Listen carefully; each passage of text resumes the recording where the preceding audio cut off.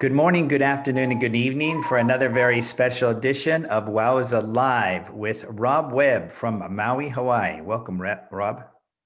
Aloha, Steve. Thank you very much for having me on the show. Yeah, so Rob, you're known as Voice of Long Beach because of all your philanthropic and announcing activities in a bunch of Long Beach events from the U.S. National Open Water Swimming Championships and the Pan Pacific Swimming Championships and Swim Across America, water polo tournament, the biggest one in the world. And now you find yourself in Maui. How did that Yeah. happen? I moved to Maui almost 4 years ago, December 2016. It was always kind of a dream of mine to move to Maui and retire here. I'm far from retired, but I am really living the dream and love it here. Got it. And you're up in the mountains on a very green uh, volcanic hillside, I understand. Yeah, I live on the site of a volcano, Haleakala, and I'm at 3,250 feet above Kihei. But I have a beautiful view looking out over the ocean. This is the farthest I've ever lived from the ocean. I'm actually about a 40-minute drive to get to the beach and go swimming. But it's green, it's beautiful. I love it here. I've got deer in the yard every night and wild pigs and there's cows in the pasture behind me, and it's beautiful. Yeah. Oh, that's great to hear. A waterman from Long Beach living on the side of a volcano in Well, Maui. side of a volcano in Maui. Yeah. I was born and raised in Long Beach. I love Long Beach. I still love going back there. I had surfer's ear surgery a few years ago, which was the culmination of a lot of cold water over the years. And I don't like cold water anymore. I like it nice and warm now. Got it. Got it. And so when you drive your 40 minutes, where exactly are you? What part of the state of Maui are you? Well, I'm in Keokea, which is like I said, just above Kihei. And I'm a short distance from Oprah's house and if on Thompson Road, beautiful place to walk. If I could use Oprah's private road, I can be in Kihei in about 15, 20 minutes.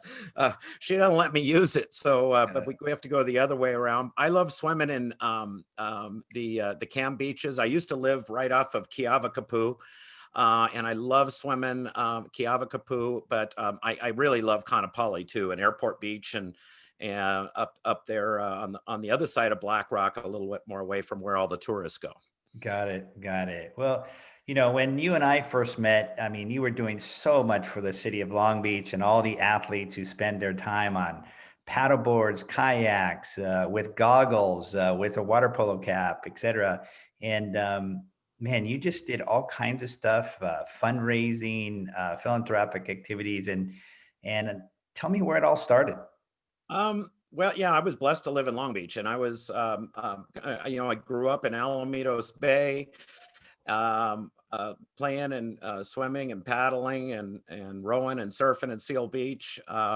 Rich Foster, who was a past president of USA Water Polo, was my junior lifeguard back in the '70s, and I was really blessed. I was honored to be a one of the founding members of the Long Beach Aquatic Capital of America Foundation, and I got my start in fundraising and nonprofits as a YMCA aquatic director back in 1981.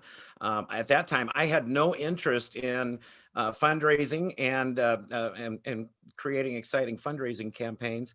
I was interested in creating exciting aquatic programs. And the executive director of the YMCA who hired me, a guy named Ron Kepler, set me down. And he said, if you're going to be a successful YMCA director, you need to learn everything there is to know about running this annual campaign. And so that started a journey of me of learning and creating campaigns. I spent 14 years with the YMCA, became president of my local Kiwanis Club and got active in the chamber, ultimately got me elected to city councilman. There in the city, I owe the YMCA a lot. And in '95, I left and formed RM Webb and Associates consulting firm, ironically, that did consulting in aquatics and nonprofit fundraising solutions. And now this summer during COVID, we launched our new program, Nonprofit Campaigns. The website's nonprofitcampaigns.com. What we're doing is, kind of a way to give back to the community. We're taking all that information we learned and taught nonprofits for so many years and deliver it in a new format. And we're creating online training courses to make it a cost-effective way to teach nonprofit leaders everything they need to know to create exciting, high-impact fundraising campaigns. Great, great. So, I mean, I'm terrible at asking money, asking volunteers, asking for things, and you just do it so well, because I see your events, I see the things you do, and you get people really excited and passionate, and then somehow you just corral them. Is that exact what you try to teach people? Well, it's certainly one of the things we teach people, because so many people, it's in our culture, it's become not, as they say in Hawaii, not pono, to go out and ask people for money and ask to do things. I'm reading a book right now by Mark Victor Hansen called Ask, and it's the bridge between your dreams to your destiny. And one of the things he talks about is, when we're kids, we're wired to ask for everything, and we're not afraid to ask for anything. What's the worst they're going to do is tell us no? And one of the things we teach our nonprofit leaders and teach their board members and volunteer campaigners is that if you are passionate and you really believe in this organization, and this is something you want to help and take care of, you're doing people a disservice if you can't get out and go make yourself go ask them to join you and supporting the organization. The worst thing they're going to do is tell you no, and if they do, that's all right, because you've educated them about a great nonprofit organization serving the community that has and it's the best form of advertising there is, word of mouth advertising. So I think all of us, and I'm enjoying reading this book. I mean, it talks about we need to ask ourselves questions every day, ask others, and ask God. And that's kind of been my philosophy. One of the things we teach at nonprofit training campaigns and our training programs. Got it. Got it. And I mean, these are unprecedented times. They're stressful times. There are times when a lot of people, especially in the state of Hawaii, are under severe economic stress. Yet you launched a company to ask people for money. that takes a lot of it's kind of positivity. ironic. Yeah. What was And exciting about it? well, you're right. It's been trying times for the state of Hawaii. Economically, I think we were the number one impacted state. Pretty much all our eggs were in the tourism basket. They just opened tourism back up this last Thursday. So now if you get a negative COVID test 72 hours before, you can come visit Maui and swim in the water with me. My friend Kathy has she owns Maui Vision Rentals and has all kinds of condos and great deals right now. And we're really excited to have tourism back on our island. The silver lining is we reflected and thought, boy, in the olden days, as consultants to nonprofits, we would fly in, parachute in from wherever and get in front of the board of directors and teach them how to do this stuff.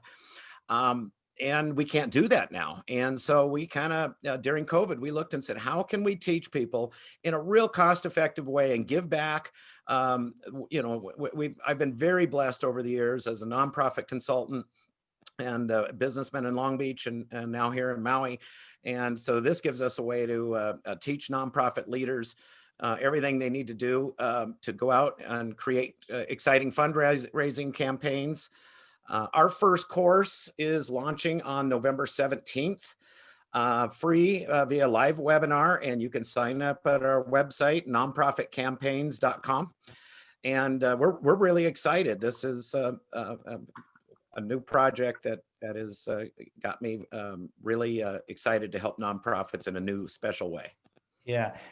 If we participate in that live webinar, what are some things that we can expect to be taught or shown?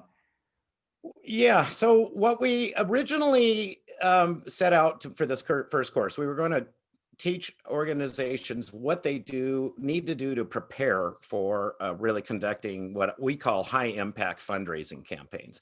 I've learned over the years that almost all fundraising activities are best when executed as a campaign with specific goals and measurable results. But what we found, we went in and nonprofits would hire us as consultants to teach them how to do this stuff, and they just weren't ready.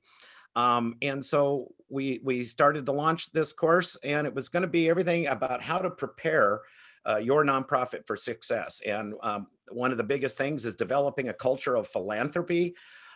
So many organizations are they look at fundraising as drudgery, and they really have a negative view of it. And as we all know, negative thinking brings negative results. So, that's one of the first things. But how to train your staff, how to train your volunteers, all the mechanics from all the documents that you need, training the back office to be ready to conduct a campaign, and how to collect the money, and what your budget should be.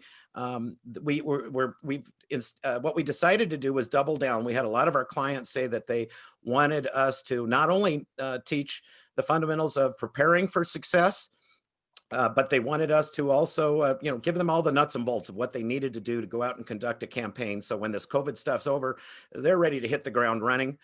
We're training, of course, as if someday we're going to be back, and God willing, we're going to be back in front of people again, doing this the old-fashioned way. I'm looking forward to special events. I'm looking forward to things where I can get out and be on the microphone talking to people again. That's just a lot of fun, to be the MC at a special event, and that's the best way, of course, to do fundraising, face to face. And we're hoping that we're going to be back to that kind of life soon. Got it.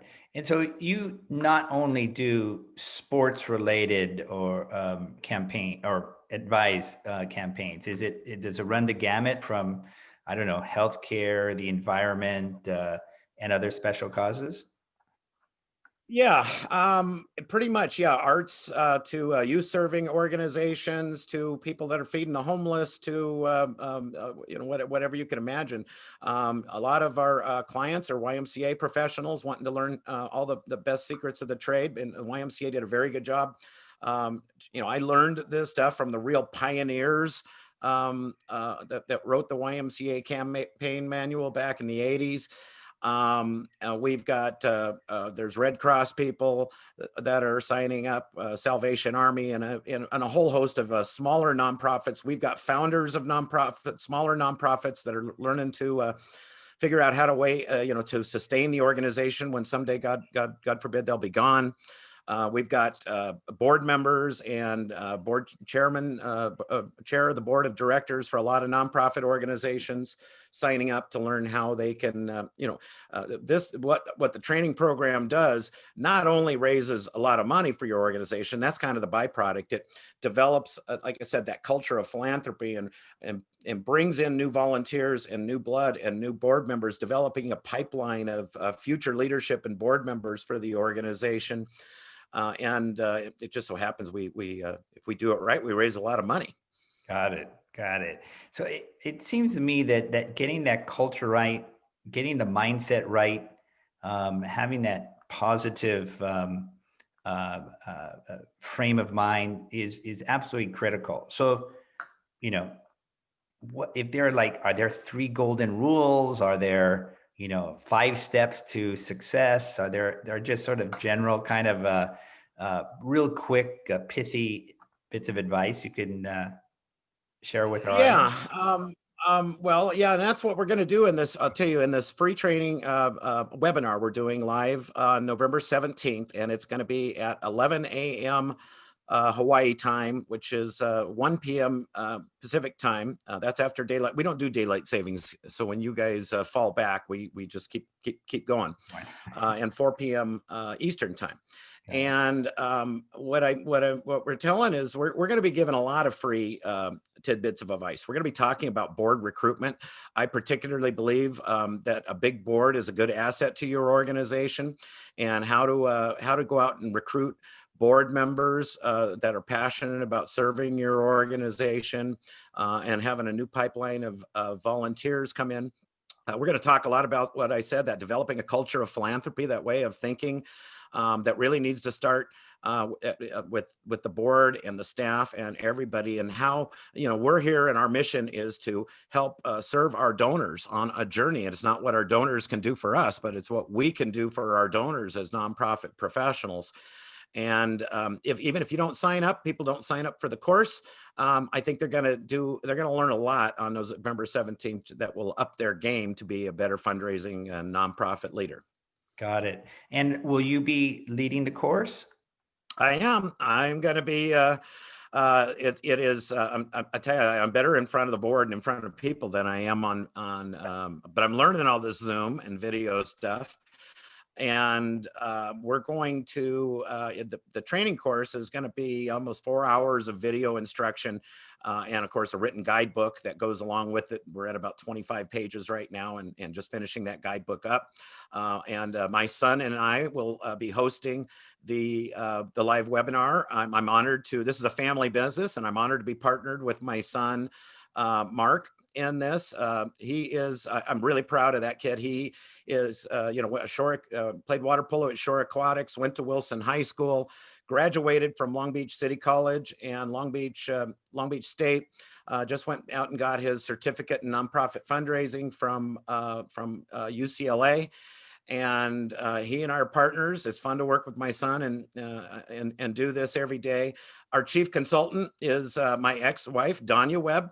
And she is, I got to tell you, she's probably one of the best people I've seen as the most passionate campaign director and running campaigns, and just an absolute master at sitting down and meeting with business leaders and community leaders and getting them to buy into her vision and help support the organizations that she works with. And the fact that I'm working, teaming up and working with my ex-wife is a big testimony to her abilities as a nonprofit leader. She's got her master's degree in philanthropy and is doing really good at this stuff. Got it. Got it. Well, we look forward to that. And people can log on to nonprofit campaign or campaigns.com. Which is it? Nonprofitcampaigns.com is our website, and there's a link where you can sign up to the webinar, get information about our training courses. We are, like I said, we're launching this first one November 17th via live webinar. We're taking we're going to keep creating courses. Our next one is about asking. If you look on the website, it's just exactly what I'm reading right now, how to go out and ask for the gift. We're going to be doing a training program early next year on nothing but board development and how to recruit and train and create effective boards for your organization. Like I said, this is we're doing things differently, and it's I feel God's blessed us over the years with a lot of gifts that we can give nonprofits in a cost-effective, affordable way. I'm really honored and pleased to be able to do this. Great, great. Well, I'll be signing up, and I'll see you on the 17th. Thank you. I know, you have so many organizations that are out, doing swims and events that are raising money for good causes and for cancer. And, we've got to work on some fabulous ones over the years, from Swim Across America, right, to on my Facebook page today. It came up with a memory from 8 years ago where I was riding a boat with a cameraman, and I was and I'm wearing a Speedo while I'm driving the boat that was loaned to me by the big river man. Got it. Yes, Martin Strill. Yep. Yes. That's great. That's great. Well, we wish you the best, and I'll see you on the 17th online. Thank you. Mahalo to you for the interview today, Steve. Aloha, and it was a pleasure talking to you again.